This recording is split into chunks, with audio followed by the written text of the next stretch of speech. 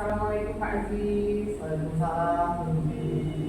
Bagaimana kabarnya hari ini? Alhamdulillah, luar biasa, baik sekali Bu.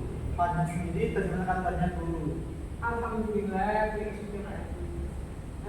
Jadi begini Pak Aziz kan hari ini nanti mau melakukan coaching ya. Kemudian sebelum melakukan proses coaching nanti akan ada sedikit pertanyaan dari saya yang akan saya ajukan ke Pak Aziz. Bagaimana Pak? Ya, monggo silakan. Jadi gini Pak, saat proses coaching nanti di antara coach dan coachingnya akan saya amati dan saya nilai sesuai dengan rubrik penilaian coaching. Apakah sudah sesuai dengan alur kita? Apakah sudah memberikan pertanyaan-pertanyaan bobot kepada coachingnya? Dan apakah coaching sudah memberikan jawaban yang sesuai dengan pertanyaan yang dengan sampaikan? Dan jangan lupa Pak Aziz sudah harus menyesuaikan dengan prinsip coaching, yaitu kemitraan, proses kreatif, dan juga memaksimalkan potensi coaching.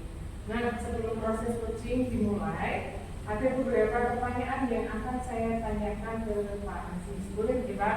Iya, boleh Bu, silakan. Oke, pertama-tama apa kompetensi coaching yang nanti ingin Pak Aziz kembangkan? Oke, terima kasih Bu. Kompetensi coaching yang akan saya kembangkan pada proses coaching hari ini adalah yang pertama, gagasan penuh, yang kedua, menggunakan aktif, dan yang ketiga, mampu memberikan pertanyaan berbobot. Oke, terima kasih. Jadi kompetensi yang tadi Pak Aziz sampaikan itu yang ingin dikembangkan dulu ya. Iya, betul. Dari ketiga kompetensi yang tadi disampaikan Pak Aziz, kira-kira kompetensi yang lebih spesifik yang ingin Pak Aziz kembangkan itu yang mana? Oke, untuk kompetensi yang lebih spesifik yang ingin saya kembangkan adalah meningkatkan aktif dan memberikan pertanyaan berbobot. Jadi dua kompetensi spesifik tadi yang sudah dengan sampaikan tadi itu ada dua tadi ya Pak, mendengarkan aktif dan memberikan pertanyaan berbobot. Nah, kemudian kira-kira indikator pencapaian dan tujuan perubahan yang diinginkan oleh Pak Aziz sendiri itu seperti apa? Untuk indikator capaian yang saya inginkan yaitu coaching dapat menemukan solusi dari permasalahan yang sedang beliau hadapi. Jadi nanti indikator tercapaiannya yang diinginkan itu coaching mampu menemukan solusi gitu ya Pak dari permasalahan yang sedang dihadapi itu ya. Baik Pak Aziz, terima kasih atas jawaban dari Pak Aziz. Untuk selanjutnya monggo Pak Aziz silakan melakukan coaching dengan sebaik-baiknya, dan nanti setelah proses coaching selesai kita akan berbincang-bincang lagi gitu ya Pak Aziz. Ya, baik Bu Nunggi. Terima kasih Pak Aziz. Sama-sama Bu Nunggi.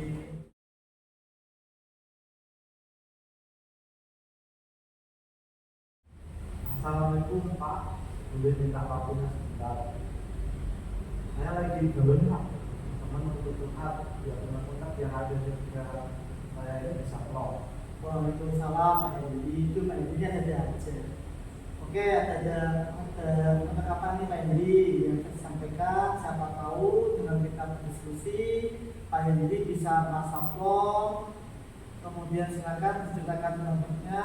Saya siap mendengarkan. Monggo.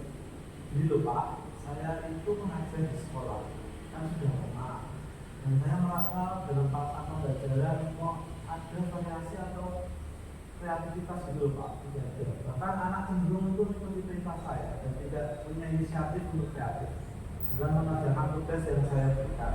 Intinya mereka itu pakem dulu Pak, tidak tertarik dengan apa yang saya berikan. Wah, jadi itu permasalahannya Pak. Dalam pelaksanaan pembelajaran dan ada variasinya atau aktivitasnya. Anak cenderung mengikuti perintah Pak Hendy dan tidak punya inisiatif serta kreativitas dalam mengerjakan tugas yang diberikan. Intinya mereka itu pakem apa sama yang diberitakan ya. Nah, lantas yang Pak Hendy inginkan itu pembelajaran yang bagaimana ya? Saya itu ingin mewujudkan impian saya dalam proses pembelajaran mata pelajaran saya terutama PKN. Nah, agar lebih kreatif dan mandiri. Kan kita tahu bahwa pelajaran yang saya ambil itu penuh dengan teori dan hafalan. Saya ingin mengemas kegiatan dan menciptakan suasana baru dalam pembelajaran itu agar lebih kreatif, mandiri, tidak hanya menghafalkan. Jadi Pak Henry ingin agar proses pelaksanaan pembelajaran di mata pelajaran PPKN yang Pak Henry ambil itu lebih kreatif dan mandiri.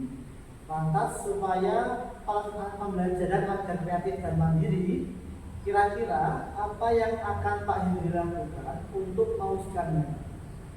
Saya akan mulai dengan membuat perencanaan pembelajaran yang fokus pada pengembangan kebutuhan murid. Dalam pembelajaran sehingga nantinya ada variasi dan kreativitas murid dalam mengikuti proses pembelajaran. Kemudian saya juga ingin mengimplementasikan pelaksanaan pembelajaran emosional dalam proses pembelajaran agar anak-anak bahagia dan nyaman dalam mengikuti kegiatan belajar, serta tidak tertekan dengan asumsi pembelajaran saya apapun dengan hafalan ataupun teori. Itu Pak. Wow, bagus sekali Pak Henry. Nah, untuk pengenalan pada pengembangan kebutuhan murid dan pengimplementasian pembelajaran sosial emosional dalam proses pembelajaran yang Pak Henry harapannya kan nanti muncul variasi dan kreativitas serta murid merasa bahagia dan nyaman dalam mengikuti proses pembelajaran. Kegiatan apa saja yang akan Pak Henry lakukan agar proses itu terwujud?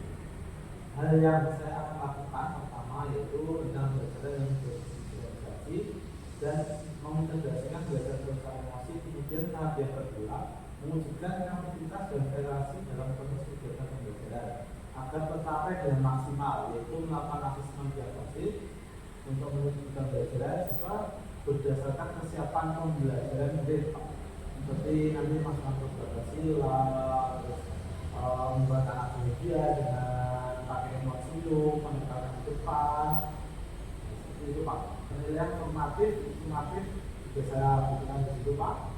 Terus gimana siswa bisa menemukan komponen pembelajaran emosional, rasa bela diri, manajemen diri, pelajaran sosial, pelajaran berrelasi, dan mengambil keputusan bertanggung jawab. Dalam setiap tahapan ini, hal tersebut jika dilakukan secara berulang akan menunjukkan kemandirian, berpotensi menghasilkan perkataan akademik lebih baik.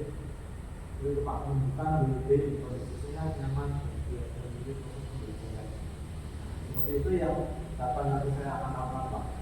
Nah, luar biasa perencanaan yang begitu matang ya Pak Henry. Dari rencana Pak Henry yang sudah disampaikan tadi, kapan Bapak akan melakukan kegiatan tersebut dan dukungan dari siapa saja yang Pak Henry perlukan? Saya akan melakukan di semester ini Pak, terutama di bulan khusus nanti Nah, itu nanti saya berkolaborasi dengan guru-guru di sana, Pak Kepala Sekolah, itu Pak.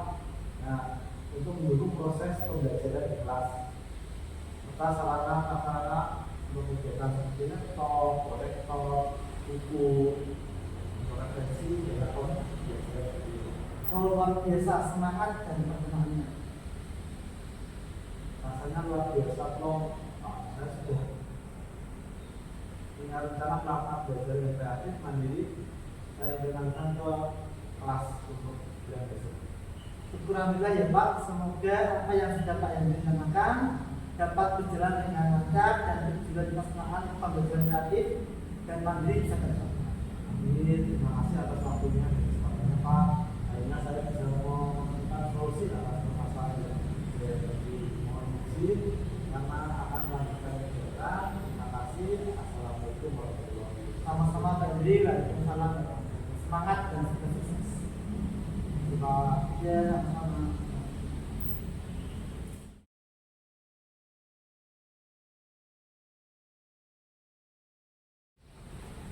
Baik, Pak Aziz.